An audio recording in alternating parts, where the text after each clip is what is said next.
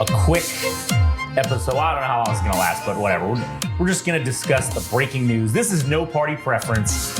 My name's Josh. I'm here today with good buddy Adam. Howdy. And if you want to hear me, good buddy Adam, good buddy Frank, Y2 Frank is his new name. If you want to hear all our other podcasts, you can go to GameRageMagazine.com. The working man's messiah. The working man's messiah, Y2 Frank. You can go to GameRageMagazine.com. You can hear all of our podcasts. You can go to Instagram and TikTok at Game Rage Magazine, Twitter/X at Game Rage Mag. If you want to follow Adam specifically for his podcast, All Gas, No Trash, which is also conveniently located at GameRageMagazine.com and wherever podcasts are able to be downloaded. You can go there, but you can follow him on Instagram at All Gas, No Trash Official. And then get that ass banned. And then you can get that ass fucking banned. Absolutely. So, breaking news today. What is today? July 21st. Joe Biden has dropped out of the presidential race for 2024. I can't. You can't make this up. You can't. I can't say. You can't say that you're surprised about this regarding his last, obvious debate performance and the fuck-ups that have happened since then. However, it is insane that we had an assassination attempt on one of the candidates. Now the incumbent candidate has said, hey, it's in the best interest of the country because I'm so old. Well, he didn't say because I'm so old, but it's because he's so old. Oh, I'm just going to step down. Even though for weeks he's been saying, I'm the best candidate. I'm the only candidate that can beat Donald Trump, right? He's been fucking all up in that ass, saying that. And now, bowing out, stepping down. It's a safe face. Maybe. I think it's because, obviously he was pressured from within his own party, right? Because of his recent fuck-ups. And I know that his recent fuck-ups have just been more publicized, but he's kind of been doing this for a couple of years, these things. So I feel like they've been fucking hiding it better, and now it's just like, shit, the cat's out of the bag. We can't hide this anymore. He's got to get that ass banned. So he did go ahead and ban himself from running for president. Why not? Why now? Why not 4 years ago? Yeah, exactly. And what's funny is now he released his statement saying whatever, he's dropping out. And I will say the rumor mill was correct on this one to a T. The rumor mill on Twitter and across the internet was saying that Sunday he was going to make the announcement and drop out. And this was coming on like Thursday. This was like after Trump's speech that he gave at the RNC or whatever. After he was done, the rumor mill already started saying Biden was going to step down from being the candidate on Sunday. And sure as shit, I didn't think it was going to happen. But yet here it goes. They fucking were right. Whether it was accidental or they actually had inside information, the people that were calling this shit were right. And again, this has only happened. The last time this happened was in 1968, was the last time this happened. When Lyndon B. Johnson said, I'm not going to seek the nomination. I am going to step down. And that was the year that Robert F. Kennedy was assassinated because he was supposed to be the guy that was going to take the nomination. But he got assassinated. And then Hubert Humphreys became the candidate who was wildly unpopular, and that allowed Ronald Reagan to win and become president. So, or no, I'm sorry, not Reagan, Nixon. It was Nixon. I fucked up the name. Nixon was allowed. That's how Nixon became president, was because of this. And now here we are, 60 years, 40, like 60, almost 60 years later, and history is somewhat rhyming with itself. Maybe it's not repeating it exactly, but it's rhyming. And after this came out, Biden, he went ahead and he endorsed Kamala, right? To say that she's going to be the nominee. Well, there is a little slight problem with that. And that's that he doesn't get to decide that.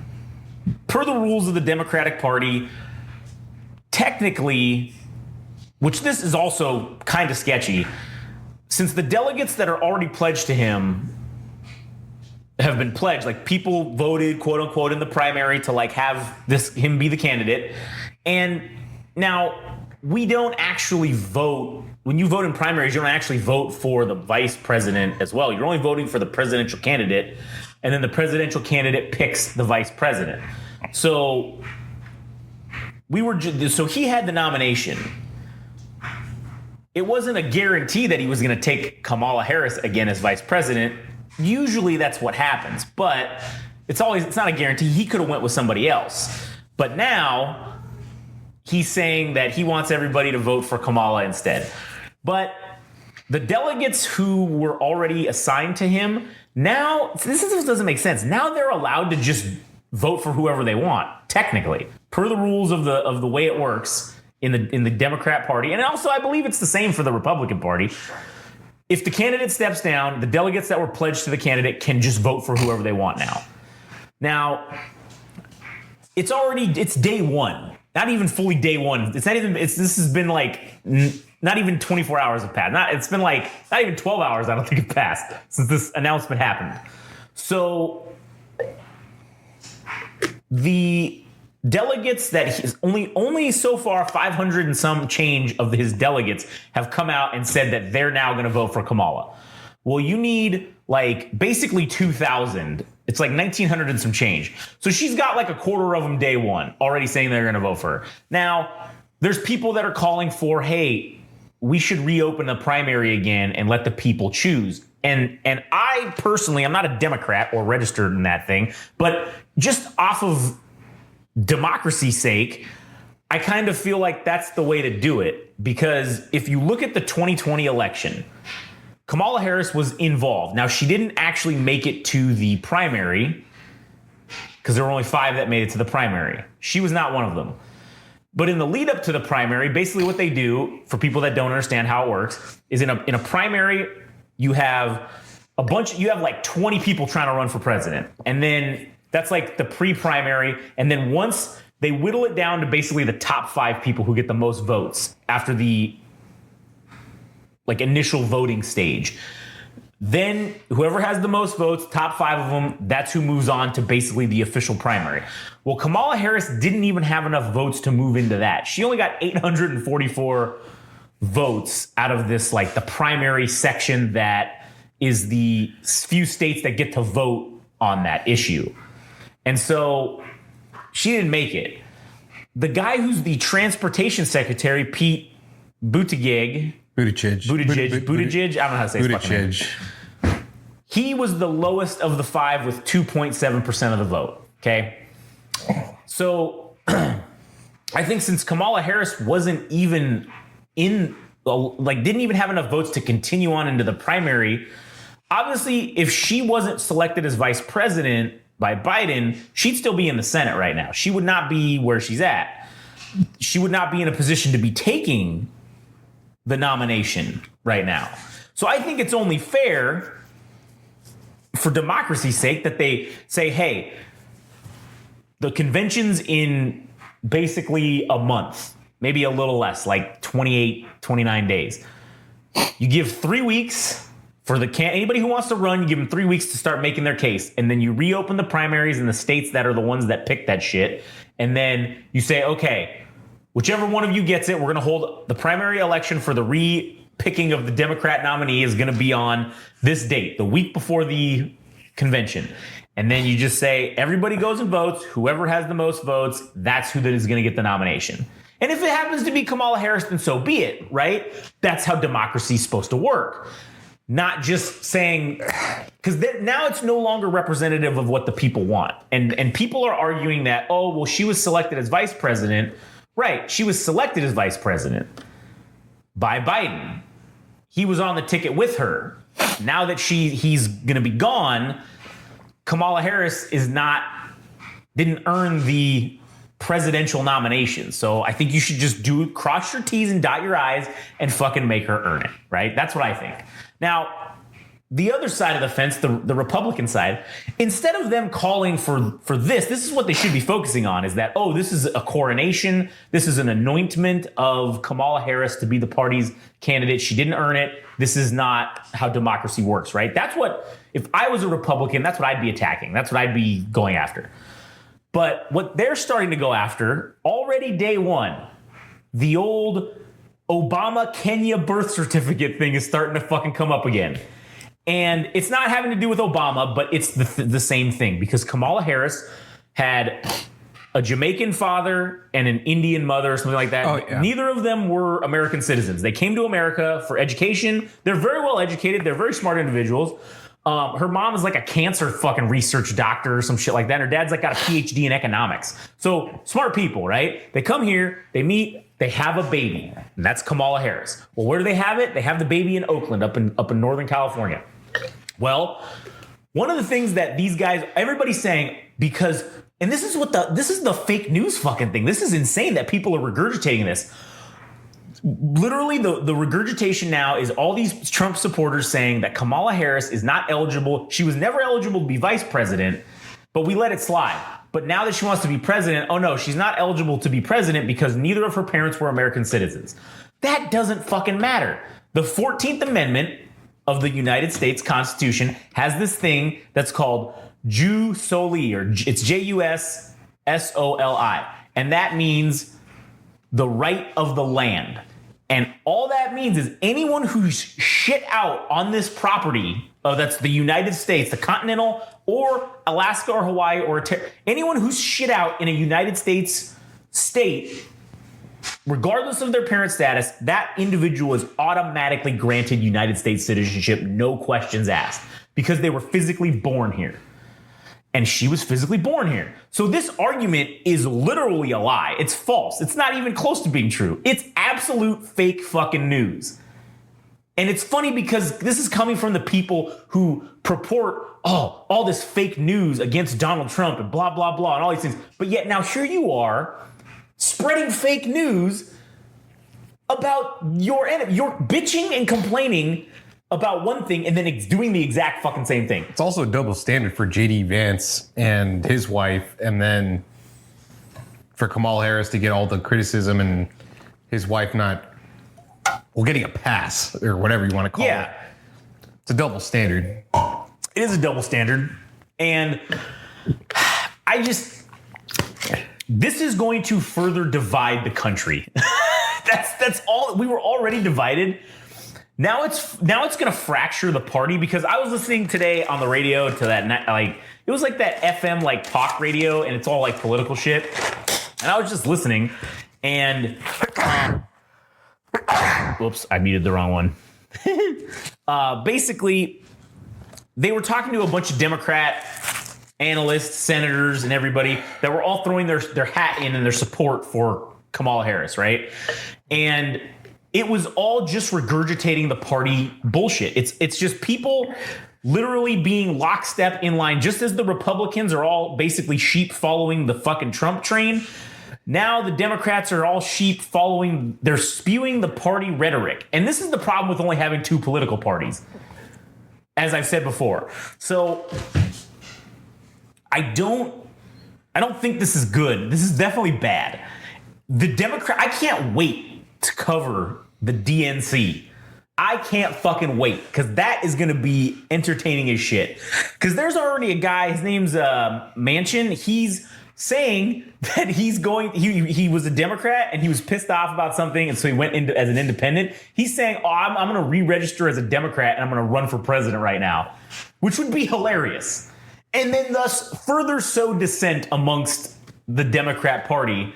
And the people that were on the fence, because you got a certain portion of the Democrat Party who's, will vote Democrat, hates Trump, will always vote for whoever, anyone but Trump, right? You got those people. And then you got the Trump people who are only fucking going to vote for Trump because they're just incensed with him, right? And then you got the people in the middle. The people in the middle are the ones that are going to decide the actual election. And those people in the middle are the ones that I don't think either of these assholes was a good candidate.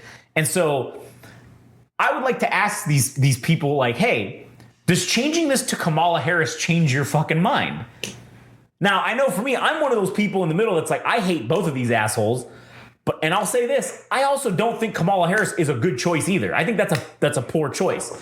And the people today, nobody wanted to fucking comment on any kind of short list or any kind of people who were in the mix for vice president, the pick from Kamala Harris to be who's going to be her vice presidential candidate, right? Like with her on the ticket. No one wants to say shit about that.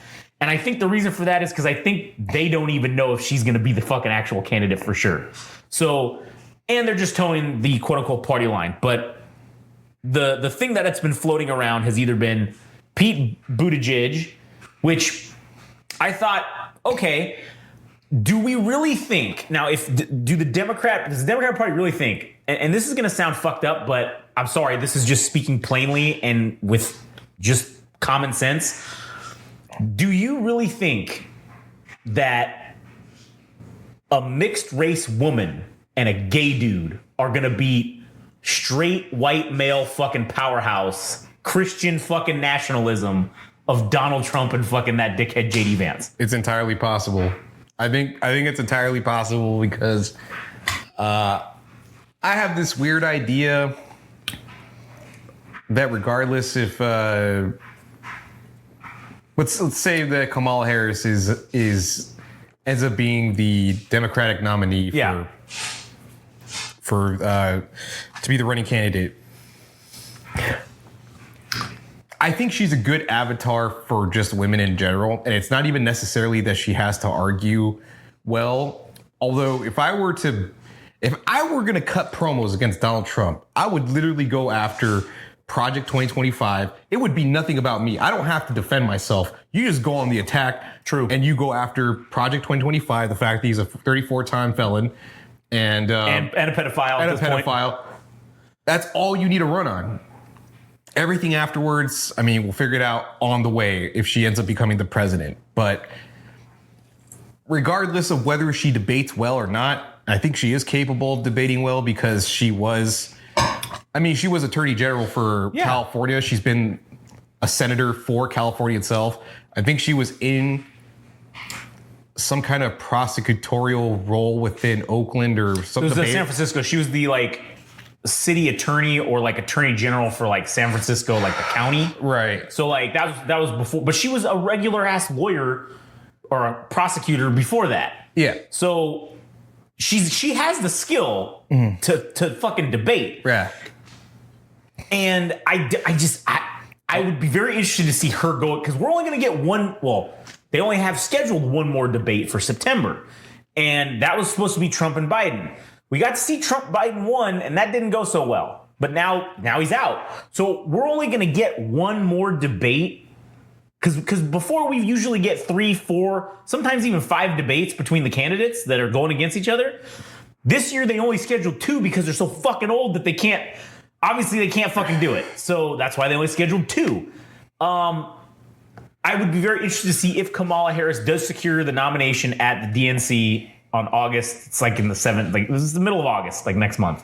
If she secures the nomination, come September, whatever it is, when their debate's supposed to happen, it's going to be her versus Trump. I would be very curious to see how that goes. And you're right. If she does get it, she should just attack him straight up. And what's even funnier is, do you think that would stop, because of the fact that she's a woman, do you think that would stop Trump from, going hard on her like he does for everybody? Would he be like, oh, yeah, I don't want to look like a woman hater? I don't know. But he kind of already is a woman hater, I guess. The only thing, I didn't even get to finish my other point. My original point was that whether she debates well or not, I think it plays into her favor, possibly because she's basically an avatar for a woman in the United States. Yeah. So she gets interrupted or she gets that. I think that'll kindle something within people, rather women specifically in the United States, that have had enough of being spoken for, talked over, told that they can only do a certain amount of things with their bodies. Whatever problems that exist within the United States as far as bodily, I guess, autonomy. What is it? Bodily autonomy? Yeah. Roe v. Wade, she is the avatar for everything that a woman is experiencing in the United States. And that might actually play in her favor. And again, her lack of experience is not the thing that she has to worry about, because that's I don't even know what they're going to attack her, how the Republican Party is going to attack her because they don't have anything on her. Yeah. So what do they go? They go to the same old shit. Yeah. They go to the same old shit about her birth status, her citizenship status. That's like tired and old, and everybody's heard that fucking argument about pretty much any minority that's run for president, I imagine. Well, specifically Obama, but the fact that we're retreading that means the Republican Party doesn't have anything on her, with the exception that when she was Attorney General, she had two policies. One, that parents should be arrested for their kids being truant, and the second being the 3 strikes policy, which was on the third felony, depending on the severity, you can do 25 to life. That was the minimum, was 25 years. Yeah. For any third felony. Which was not popular, but again, when you're comparing yourself to somebody that's a pedophile, 34-time felon, and it's small fucking potatoes. Yeah, I guess that's not that big of a deal when you really look at it. So she's capable of changing her own philosophies about how law should be enforced or whatever thing. That can change. I think, I don't know if it's the best case scenario, but I don't know if Biden continuing to run would have been a better option. So it's like now the people that were harping on, oh, Biden needs to drop out because he's fucking old and all this dumb shit. Well, you got your fucking wish. Yeah. You better fucking show up and vote. You better do something because now you got your fucking, this is the monkey paw situation. You know, you got what you wish for, and we'll see how it'll turn into a fucked situation as a result of it. I think either way it's going to turn into a fucked situation, because the other thing that really, I think, raises the big question here is, like I had said about, okay, do you think a mixed race or non-white woman beating Trump, do you think that the people who vote for Trump are going to believe, with all the shit that happened last time about the election being quote unquote called into question and stolen, do you think that those assholes are going to stand idly by and believe that a woman, like a non-white woman, would be able to beat Donald Trump and then really get insanely incensed? Christ, it was Biden beat him. Another old white dude beat him, and they fucking invade basically the whole January 6th thing. They walked into the Capitol and fucking took it over. Yeah. What will happen if basically someone who's like the opposite of what they want, literally the opposite of everything they want, beats their guy who they believe is literally God? What happens then? I don't know. I just think it's an identity crisis for the United States. The old guard being old white Christians, pretty much WASP, white Anglo-Saxon Protestant. That whole community of people, this is the last gasp, dude. Like, this is, I think the tides probably are turning. There's probably going to be a lot of boomers that fucking retire or die in the coming years. So this is the last hurrah for him. So if Kamala Harris ends up winning the nomination and also won or given the nomination, I think it's a reflection of where possibly things are going forward for the United States, for pretty much everybody in the country, that if a minority is once again going to become the president along with a vice president that identifies as gay, that is quite the progressive jump forward for the United States, and I think potentially for the better, because this should give people the sense or the idea that literally anybody could be president, as opposed to going up against a white president for like the 9 billionth time. Yeah. Now the idea settles into people, oh, hey, you know what? Kamala Harris and Pete Buttigieg are the running team for this election. Fuck, man, maybe I can be president. Yeah, maybe. And I think that's what they should capitalize on, is getting, they need to get somebody who's not fucking, and that's the thing, we need to get people who aren't career politicians in these fucking positions. Now, granted, listen, technically, Kamala Harris is a career fucking politician because all the attorney generals, you have to get elected. That's a political appointment position. You get elected by the people. She also was a senator. And too. she was a senator, right? So, I mean, career politician in that sense. She's just younger than most of them, but still a career politician. I think we need to get some people who aren't major fucking career politicians in these positions. And, you know, I don't think that's going to happen. I mean, I do think that this is a shift in, and what's funny is I kind of feel like it's going to turn into the Republican, it's going to be like the boomer Christian old man white party, and people who espouse those I don't know what you want to call them, like pro-white dominance values. That's going to be like kind of that line for them. And then on the other side is going to be, hey, everybody who kind of feels like, well, wait, why do you got to be white to fucking be in charge? How come you can't just be gay? Or how come you can't be black? Or how come you can't be fucking whatever? Literally anything. Anything other than that. And I kind of feel like this division is a further divisive division in race. Like it's going to be based on that. Like it's going to be based on people who want to go back to being all just pro-white, and then people who are like, nah, man, everybody could do this shit. And it's going to be all racism based. I feel like that's where it's headed. And I don't know. It's going to be a shit show either way. That's all I can say. It's going to be crazy to watch.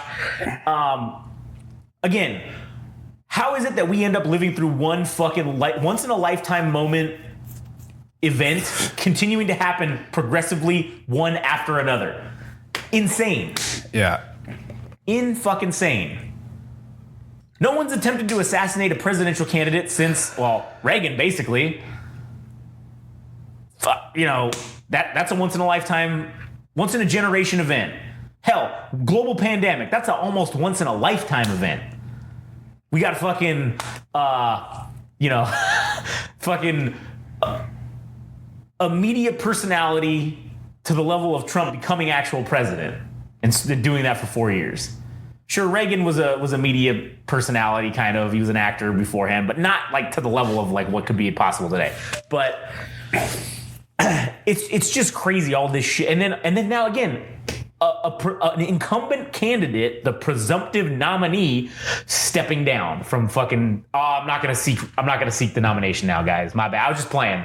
I know I've been talking shit the last few weeks, but I was just playing. Why now though? It's very strange. 100 days before. Yeah, 107 days before the election. 107 days before the election, and that's what sucks is that's 3.5 months. That's like not enough fucking time and that's why I think Trump has it locked up even further because of this. You don't know that. I don't, but with the assassination attempt, the incensed populace that exists that's loyal to him, they're all going to show up and vote. Now, Granted, the people that hate him will also show up and vote for anyone but Trump. But I think of the people that vote, the majority are those assholes that vote for Trump. Yeah, there's no denying that elderly people show up in numbers, and I mean, usually they're white. So yeah, it's like the total population of people that could vote, as far as old people go. If it's like, who the fuck knows what the number is? If it's like 100 million, right? If it's 100 million and 90 million of them show up, I know that's not the real number, but that speaks to more of how consistently they show up for elections as opposed to like Gen Z or millennials. I mean, for people that were so jaded about, that were so turned off about Bernie Sanders not being the nominee for the for 2016 when that happened. A lot of people turned away from voting at all because that was such a disenfranchising moment for the party itself and for people that are for people that align that way. For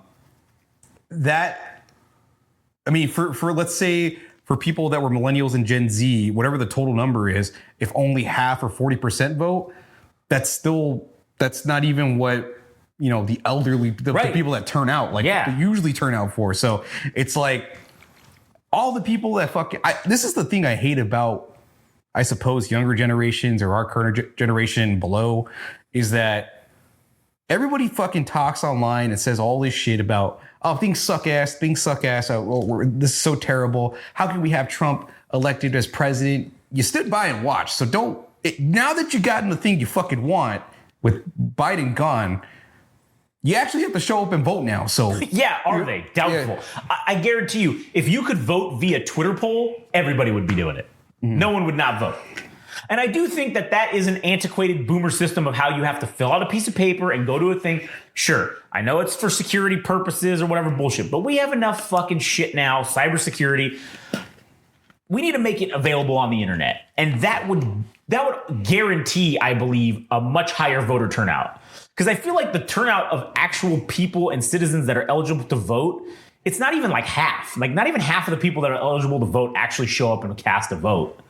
So if you made it available online, fucking no problem. I'm just curious to know highest voter turnout percentage. Voter turnout. Let's see. For 2020? So, okay. So the highest one was 2018 through 2022, which was the 2020 was the presidential election. But for the 2020 presidential election, 66% of the voting eligible population showed up. That was the highest rate for any national election since the year 1900. So in 120 years, that was the highest amount, was 68%. In 2018, it was only a 49% turnout, which was the highest for a midterm election since 1914. The 2022 election was at 46%, which exceeded all midterm elections since 1970.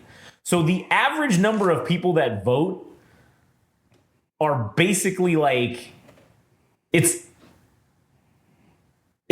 on average, it's under 50% for sure. Because 66 was the highest in 120 years, and 49 was the next highest, and 46 is the third highest. So that means out of all the fucking averages, it's way below 50% of the, it's probably closer to 30, maybe even a quarter percentage that people actually show up and vote. So really, our fate is being decided by essentially only fucking 25% of us. So if we want to have true fucking democracy, we should probably actually make it illegal to not vote. Like that should maybe be something that's considered. Because then everyone really does, then you really do all have a vote, right? Everybody gets a choice. It's Right. really truly is who the people decide. Because if the people don't vote, then you're not actually, what's the point of even voting at that point, I guess? So I don't know. Either way, this is going to be a shit show. You got anything else to add? Not really. All right, cool. Well, we already hit the mark, 33 minutes. Fuck yeah. Perfecto. Okay.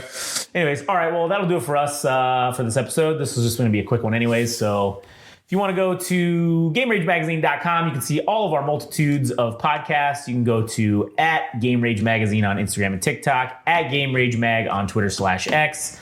For Adam, @AllGasNoTrashOfficial. Go check out his wonderful musical podcast, All Gas No Trash.